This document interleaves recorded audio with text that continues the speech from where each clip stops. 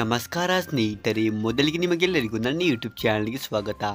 ನಾಳೆ ನಮ್ಮ RCBಯ ತಂಡ RRನೆದುರಿಗೆ ತನ್ನ IPL 2026 ಮೂರನೆಯ ಪಂದ್ಯವನ್ನು ಆಡುತ್ತೆ.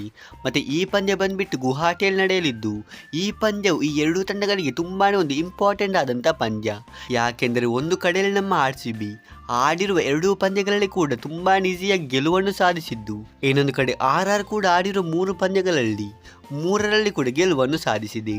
ಹಾಗಾಗಿ ಈ ಬಾರಿ IPL ಅಲ್ಲಿ ಎರಡೂ ತಂಡಗಳು ಕೂಡ ತುಂಬಾ ಸ್ಟ್ರಾಂಗ್ ಆಗಿ ಕಾಣಿಸ್ತಾ ಇದ್ದು, ನಾಳೆಯ ಪಂದ್ಯದಲ್ಲಿ ಯಾರು ಗೆಲ್ಲುತ್ತಾರೋ ಅವರಲ್ಲಿ ಪಾಯಿಂಟ್ಸ್ ಟೇಬಲಲ್ಲಿ ಟಾಪಲ್ಲಿ ಇರುತ್ತಾರೆ.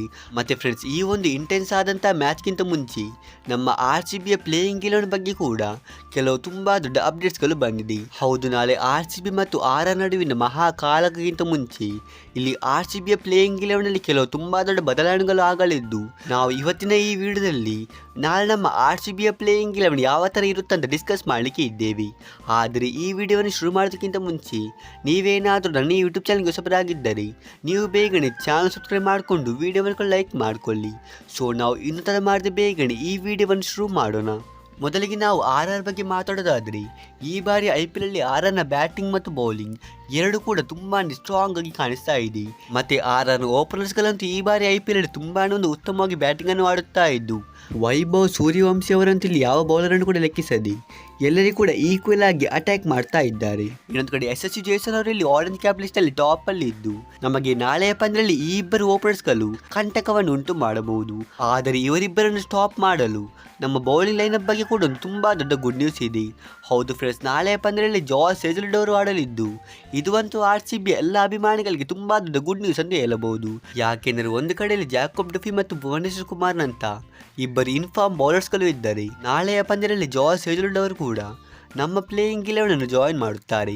ಹಾಗಾಗಿ ನಾಳೆಯ ಪಂದ್ಯಕ್ಕೆ ನಮ್ಮ ಹೊಸ ಪ್ಲೇಯಿಂಗ್ 11 ಯಾವ ಥರ ಇರುತ್ತೆ ಅಂತ ನೋಡೋದಾದರೆ, ನಾಳೆ ಕೂಡ ನಮ್ಮ ಪರವಾಗಿ ಓಪನರ್ಸ್ ಆಗಿ ವಿರಾಟ್ ಕೊಹ್ಲಿ ಮತ್ತು ಫಿಲ್ ಸಾಲ್ಟ್ ಅವರೇ ಆಡುತ್ತಾರೆ. ಇಲ್ಲಿ ಅಂತೂ ಯಾವುದೇ ಥರದ ಚೇಂಜ್ ಆಗುವುದಿಲ್ಲ. ಯಾಕೆಂದರೆ ಇತ್ತೀಚೆಗೆ ಇಬ್ಬರು ಆಟಗಾರರು ಕೂಡ ಉತ್ತಮವಾದ ಫಾರ್ಮಲ್ಲೇ ಇದ್ದಾರೆ. ಆನಂತರ ನಂಬರ್ 3ಯಲ್ಲಿ ಬಂದ್ಬಿಟ್ಟು ಇನ್ಫಾರ್ಮ್ ಆಟಗಾರ ದೇವದತ್ ಪಡಿಕ್ಕಲ್ ಅವರು ಆಡಲಿದ್ದು, ನಂಬರ್ 4ರಲ್ಲಿ ನಮಗೆ ಕ್ಯಾಪ್ಟನ್ ರಜತ್ ಪಡಿದಾರ್ ಅವರು ನೋಡಲಿಕ್ಕೆ ಸಿಗುತ್ತಾರೆ. ಆನಂತರ 5ಯಲ್ಲಿ ಬಂದ್ಬಿಟ್ಟು ಟಿಮ್ ಡೇವಿಡ್ ಅವರು ಆಡಲಿದ್ದು, 6ಲ್ಲಿ wicket keeper batsman Jitesh Sharma ಅವರು ಆಡುತ್ತಾರೆ. ಆಮೇಲೆ 7ನಲ್ಲಿ ಬಂದ್ಬಿಟ್ಟು ಆಲ್ರೌಂಡರ್ ಕೃಣಾಲ್ ಪಾಂಡ್ಯ ಅವರು ಆಡಲಿದ್ದು, 8ನೆಯ ಸ್ಥಾನದಲ್ಲಿ ಬಂದ್ಬಿಟ್ಟು ರೊಮಾರಿ ಶೆಫರ್ಡ್ ಮತ್ತು ಜಾಕೋಬ್ ಡುಫಿ ಈ ಇಬ್ಬರ ಮಧ್ಯೆ ಯಾರಾದರೂ ಒಬ್ಬರು ಆಡಬಹುದು. ಕಳೆದ 2 ಪಂದ್ಯಗಳಿಂದ ರೊಮಾರಿ ಶೆಫರ್ಡ್ ಅವರು ನಂಬರ್ 8ಲ್ಲಿ ಆಡಿದ್ದು, ಆದರೆ ಇವರಿಗೆ 2 ಪಂದ್ಯಗಳಲ್ಲಿ ಕೂಡ ಬ್ಯಾಟಿಂಗ್ಗೆ ಸಿಗಲಿಲ್ಲ. ಇನ್ನೊಂದು ಕಡೆ ಜಾಕೋಬ್ ಡುಫಿ ಅವರು RCBಯ ಪರವಾಗಿ ಉತ್ತಮವಾದ ಫಾಸ್ಟ್ ಬೌಲಿಂಗ್ ಅನ್ನು ಮಾಡುತ್ತಾ ಇದ್ದು, ನಾಳೆ ಜಾಸ್ ಹೇಜಲ್ವುಡ್ ಅವರು ಅವೈಲೇಬಲ್ ಆದರೆ ಇಲ್ಲಿ ಯಾರನ್ನು ಆಡಿಸಬೇಕಂತ RCB ಮ್ಯಾನೇಜ್ಮೆಂಟ್ಗೆ ತಲೆ ಬಿಸಿ ಆಗಿದೆ. ನಿಮ್ಮ ಪ್ರಕಾರ ನಾಳೆಯ ಪಂದ್ಯದಲ್ಲಿ ಯಾರು ಆಡಬೇಕು, ಜಾಕೋಬ್ ಡುಫಿ ಅಥವಾ ರೊಮಾರಿ ಶೆಫರ್ಡ್?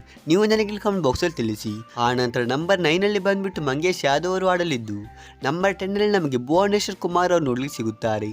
ಆಮೇಲೆ ಕೊನೆಗೆ ನಂಬರ್ 11ನಲ್ಲಿ ಜಾಸ್ ಹೇಜಲ್ವುಡ್ ಅವರು ಆಡಿದ್ರಿ ನಮಗೆ ಇಲ್ಲಿ ಇಂಪ್ಯಾಕ್ಟ್ ಪ್ಲೇಯರ್ ಆಗಿ ಸುಯೇಶ್ ಶರ್ಮಾ ಅವರು ನೋಡ್ಲಿಕ್ಕೆ ಸಿಗುತ್ತಾರೆ. ಸೊ ಇದು ಆಗಲಿದೆ RR ಮುಂದಿನ ಪಂದ್ಯಕ್ಕೆ ನನ್ನ ಪ್ರಕಾರ RCBಯ ಸ್ಟ್ರಾಂಗೆಸ್ಟ್ ಪ್ಲೇಯಿಂಗ್ 11.